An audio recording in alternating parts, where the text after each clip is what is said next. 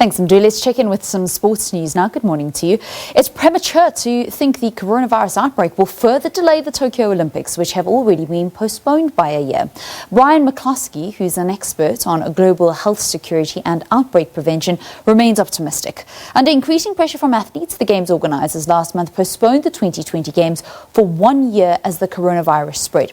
As countries try to beat back the pandemic, with experts predicting a vaccine still 12 to 18 months away, questions have begun to surface as to whether a year's delay is sufficient time to stage the Games in a safe environment. But we need to remember, that previously we've run the Rio Olympics during a public health emergency for Zika. We ran the Vancouver Winter Olympics during the pandemic flu public health emergency. So we have experience where this can be done. This year for Tokyo, it got to the point where the amount of mitigation that would have been needed was more than we could ask the Japanese government to do when the Japanese government needed to be focusing on looking after its population. But that could well have changed by next year. So it's quite possible that the outbreak will be at a level where it's manageable without any particular risk. Or it may be that the vaccine arrives, it may be there's treatment available. So we just need to think through the options and not jump to too many conclusions too quickly. 2019 World Boxing Association regional champion Pablo Carrillo is putting his belt up for auction. The Colombian, who won the WBA Fedable Superfly title in August last year, is hoping to knock out some of the hardships that many people in his country are going through as a result of the coronavirus crisis.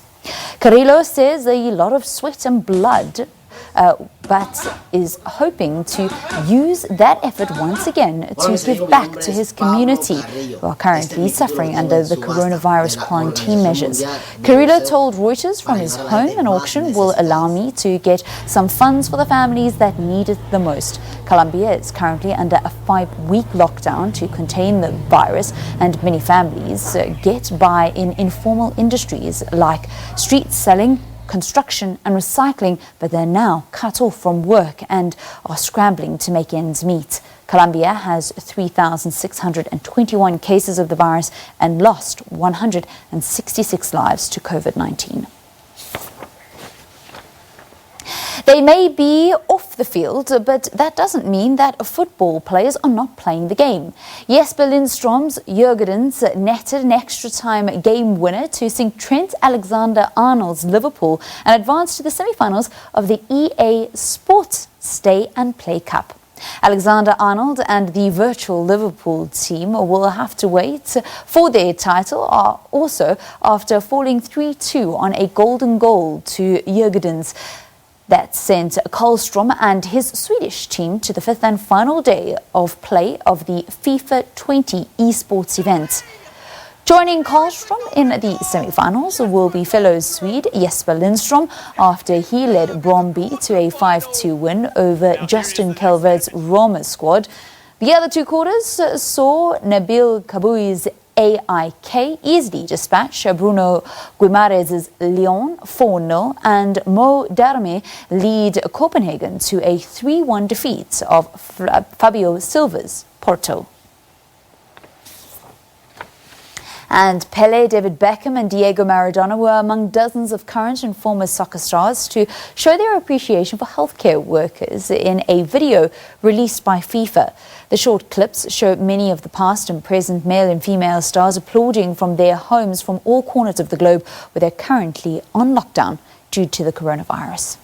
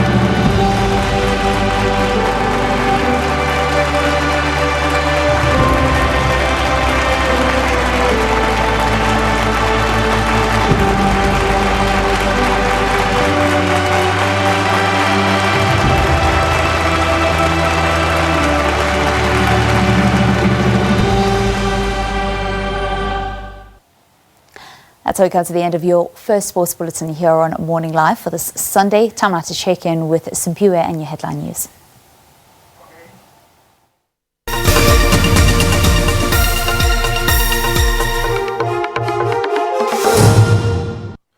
Thanks, Velen. It's 6:30. Let's take a look back at what's making news headlines this morning. Health Minister Dr. Zweli Mkhize has announced that the number of confirmed COVID-19 infections in South Africa has risen to 3,034.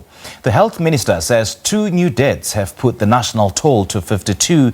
This means an increase of 251 new cases from Friday's 2,783 confirmed cases. Now, to date, Gauteng still has the largest number of people who are positive, followed by the Western Cape. Talks between South African Airways rescue practitioners and unions will resume tomorrow. According to the rescue practitioners' proposal, SAA is offering severance packages to its entire workforce of around 5,000. The move comes after government said it wouldn't provide more funds for the airline's rescue efforts. There's no agreement on the proposal, which has been put to trade unions. The proposal is the latest sign that the state-owned SAA is on the brink of collapse. SAA was placed under voluntary rescue in December. Since then, it has suspended all commercial passenger flights due to the global coronavirus pandemic. And soccer stars applaud the work done by COVID-19 frontline soldiers. Pele, David Beckham, Diego Maradona were among the dozens of current and former players to show their appreciation for the healthcare workers in a video released by FIFA. The video was released as part of FIFA's We Will Win campaign to recognize those working on the front lines of the battle against the virus. And that's it for now. Details coming up at 7 o'clock. We link back to introduce you with your weather.